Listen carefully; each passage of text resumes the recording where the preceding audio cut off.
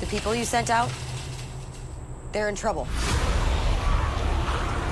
Trapped in a cave where Alpha has placed her horde. We don't know if any of this is real.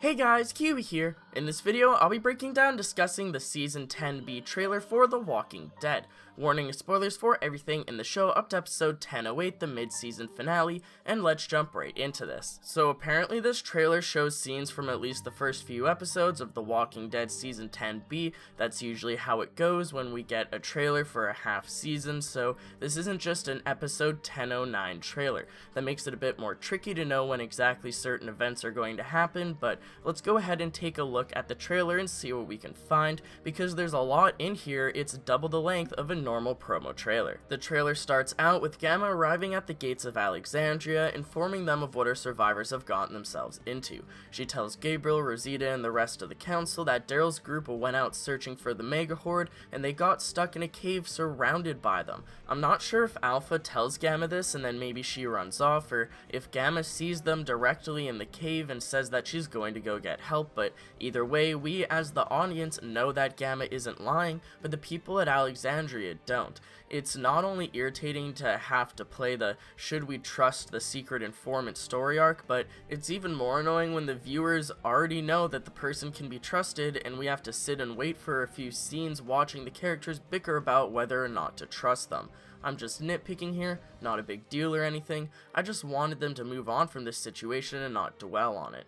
Anyways, as far as the group stuck in the Mega Herd cave goes, we see clips of Daryl, Carol, and Ezekiel all safe and well later on in the trailer, so we know that they make it out of the cave fine, which kinda takes some of the suspense out of it. I mean, I assumed that all the main survivors would live, and it'd be kinda hard to advertise the show without showing trailers of Daryl and Carol in it, but it's still kind of annoying knowing that they're safe. There's a cool clip of Daryl on a tiny rock surrounded by zombies in the cave. Normally any character would probably die from this, getting grabbed or something and getting pulled in, but we know that Daryl makes it out no problem.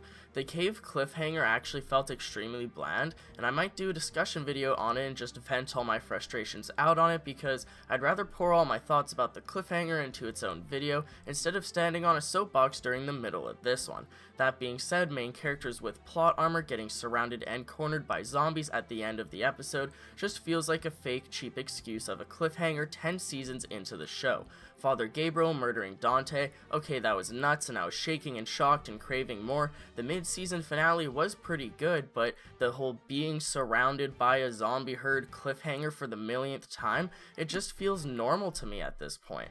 Oh, and there's also this scene where Jerry appears to be stuck trying to crawl through a tunnel to get out of the cave.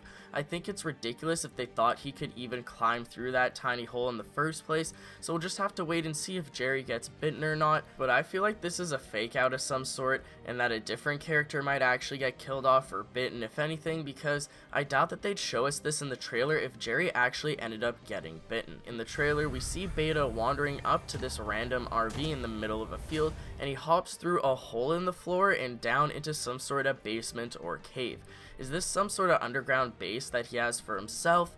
Maybe this is something for the Whispers, or could this maybe be a secret tunnel system that somehow connects to the cave with the Mega Herd? It kind of looks like that, but then again the RV is in the middle of a field unless there's a mountain right beside it that we don't see. I don't really think that's the case, but who knows, right? Now in the trailer there's also quite a few clips of what appears to be Whispers infiltrating Alexandria, so is this a rebound attack due to them going out to search for the Mega Herd? We can see Whispers running in the streets while it's dark out, and we can see Beta taking out his knives with the Alexandria wall behind him, and then we see him creeping through one of the houses with his knives. Can't even turn my back on you anymore. Come on! I didn't mean for any of this to happen. This actually reminds me of kind of Negan creeping through when he got out for the first time, but is this actually going to have anything worthwhile, or is this a red herring? This isn't like a nightmare hallucination, like this is actually happening, right? Like Beta is actually sneaking into Alexandria, into someone's home with his knives out. This sounds like it has a lot of potential, and it sounds really scary for our survivors. It excites me and makes me think of the wolves from season 6 as well, and I just don't want to be let down. Related to this though, there's a clip in the trailer of a Whisperer about to surprise attack and murder Rosita's baby in front of her. This happens right after Rosita tells the council that we don't know what's real, and then the trailer switches to this scene, and so initially she's actually talking about what Gamma's telling them about how Daryl's group is trapped and whatnot, and whether or not to believe her, but in the context of the way that the trailer is edited, this can also be interpreted to assume that the Whisperer attacking Rosita's baby and surprising her is just a hallucination due to her subconscious and recent self-esteem issues after she almost died in the last episode, you know, realizing that she's not invincible and how she can't die because she's a mother now, and just all that stuff that she vented to Father Gabriel. Originally, I thought that this was definitely a hallucination, but now, thinking more about how Beta and the Whispers are sneaking into Alexandria, I'm not so sure. Could this be real?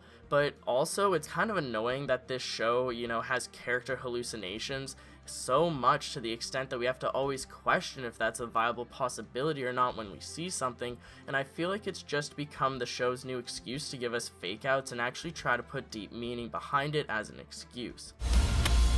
We don't fight for revenge. We fight for our future. Next up, in the trailer, the Whisperers appear to be attacking the Hilltop with fire arrows, and holy crap, I didn't think this would be coming up in the show so soon. I don't know why, I thought that this would be Season 11A content, but it appears to happen in the next few episodes or so. If you don't know what I'm talking about, well, it's hard to, you know, determine if this is a spoiler that should be discussed or not, but I don't really think it's as bad as other things I could be saying, so pretty much, the Whisperers attack the Hilltop in the comics in similar fashion, with fire, and they burn the damn place to the ground. I'm unsure if this will happen the same on the show, and if it does, will they actually rebuild the Hilltop to be bigger and better than ever in the future like they did in the comics when the Whisper arc was finished? I'm not sure. The Barrington house is actually something in real life, and so I don't know if they'd really want to just add on to it or something like that, and so it's really easy to, you know, show the Hilltop getting destroyed and rebuilt in the comics. You just have to draw it. But in the show, could they be using this as an excuse to get rid of the Hilltop? I sure hope not, but I was really surprised when they got rid of the kingdom at the end of the last season. I thought maybe the kingdom would be coming back after the winter, but no, the kingdom's actually fallen. We've heard absolutely nothing about it coming back. Everyone's sort of integrated into Hilltop and Alexandria, and now Ezekiel might be on his deathbed soon, so yeah, the kingdom's out of it, and apparently they're not using that as a filming location anymore, so I don't know exactly where they filmed the Hilltop. I might have to try and look that up and see what the deal with that is. Could they be using this as an excuse to close off the Hilltop and end it for good? I sure hope that's not the case, but it's something to be on the lookout for.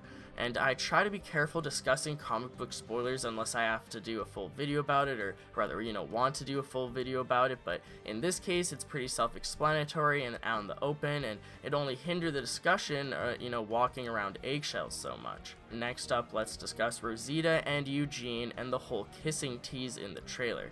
Going into the season, we saw Michonne and Ezekiel kiss, and I guess they're like, hey, that sparked a ton of talk within the fandom, let's do the same thing again. Nah, but for real, this has been a long time coming. In the comics, they dated for a bit before Rosita died as a Pike victim, so she's lived past her comic book counterpart at this point, so I'm up for anything that they decide to do with Rosita and Eugene. This 3 to 4-way connection with Rosita and all these guys sharing her kind of seemed to be some sort of, you know, 2019 PC statement or something. I don't know, another attempt at The Walking Dead shoving diversity down our throats, which, you know, is another topic for another time. I'm all about that diversity, but sometimes it could seem a little bit forced, and so it would be a lot more simple with Rosita and Eugene just together, with maybe Gabriel being a friend of Rosita's like they used to be before and during All Out War. The enemy are watching us.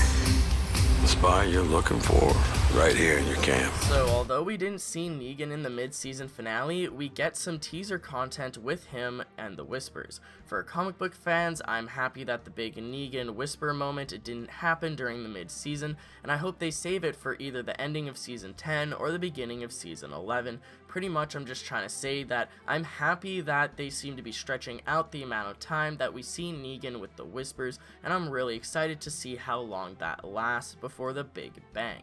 That being said, what we see of him in the trailer, I assume he'll be with them for the rest of the season until this big moment happens. Now, in the trailer, Negan seems to be eyeing down Gamma and then implying to Alpha that he's going to rat her out. I don't know if Negan is just going to straight up tell Alpha this to try and gain some gravy points, or if he's going to tease her and kind of beat around the bush with this information saying, hey, you know, I have this information, do you want to know who the spy is? But maybe he wants something out of her, he wants her to do something for him, but Alpha isn't the type of person to play games with Negan. Realistically, they just grab him and torture him until he squeals and then kill him anyways, so we'll have to wait and see how this plays out on the show. I don't want Negan to have too thick a plot armor. Like, we know Negan's important, but they don't really know why Negan's important, so why are they acting like he's important?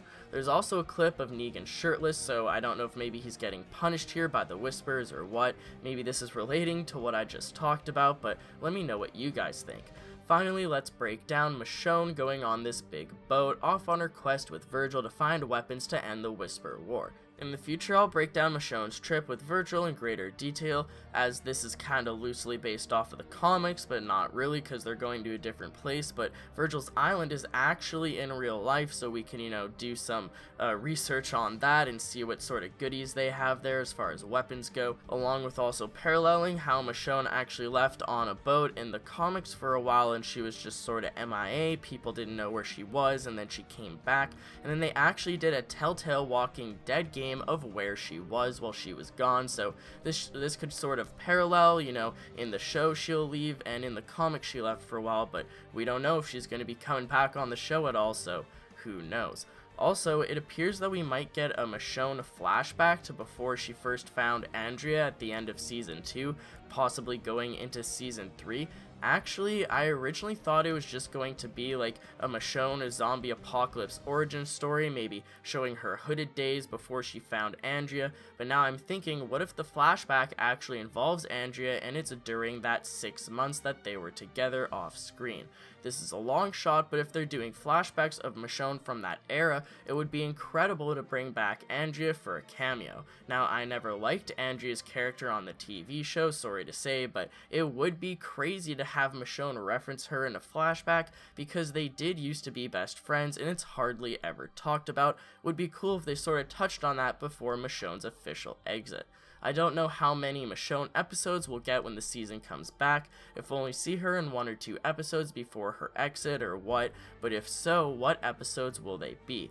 They've been spacing out the Michonne appearances this season, so even if Michonne only has 1 or 2 episodes left, maybe that won't be until episode 13, 14, or 15, or maybe we'll see her in episode 9 and then not again until 15 and then she'll leave, so who knows if she'll leave right as the show comes back, or if we'll have to wait until the end of the season to finally get answers. Let me know of any theories or predictions that you guys have or have heard of down in the comments below, and I'll try to discuss them going into the rest of Season 10, along with any other theories that I have myself, and I'll also be doing discussion videos on everything that we've seen thus far in Season 10. And then there's also that third Walking Dead show, The Walking Dead World Beyond. There's a few trailers for that I'm probably going to break down at some point because that's going to be airing right after Season 10 finishes. Not sure if I'm going to be as dedicated towards the third Walking Dead show as I am towards the original, so you could tell it kind of fell off with Fear the Walking Dead after that just became a big yikes, but we'll see. I'll give the first season a chance and we'll see how it goes.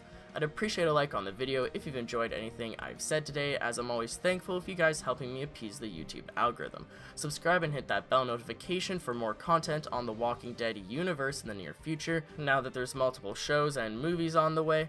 I thank you guys all so much for watching, and until next time, I'll talk to you guys later. Peace out!